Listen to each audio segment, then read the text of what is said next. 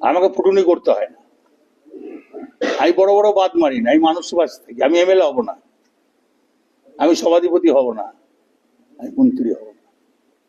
আমি মানুষের সঙ্গে থাকতে চাই। মানুষই আমার ভবিষ্যৎ বুথের কর্মী। দাদা, আর একটা অন্য প্রসঙ্গে, কালকে অনুব্রত মণ্ডল বোলপুরের একটি অনুষ্ঠানে বলেছে যে তিনি বিধায়ক হতে চান না, জেলা সভাপতি হতে চান না, তিনি মানুষের হয়ে কাজ করতে চান।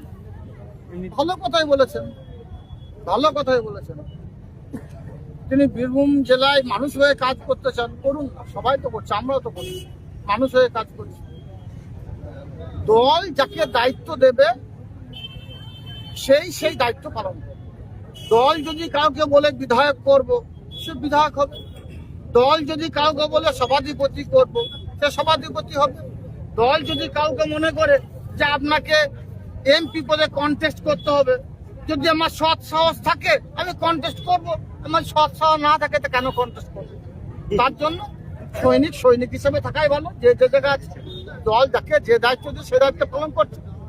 হয়তো কাউকে এমএলএ, বীরভূম জেলায় দেখুন লক্ষ লক্ষ মানুষ, মামাটি মানুষের সৈনিক আছে। সবাই তো এমএলএ এমপি সভাধিপতি হতে পারে না।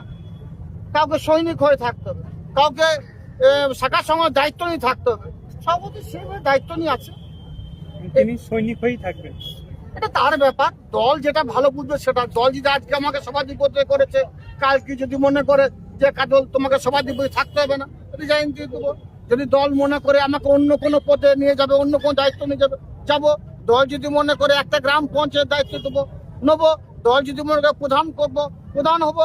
দল যদি মনে করে মেম্বার করবো, মেম্বার হবে। দল যদি মনে করে তুমি একটা শাখা সভার দায়িত্ব নিয়ে বসে থাকো, চুপ করে বসে থাকো। তো সভাপতি তিনি সেভাবে হয়তো বসে আছেন।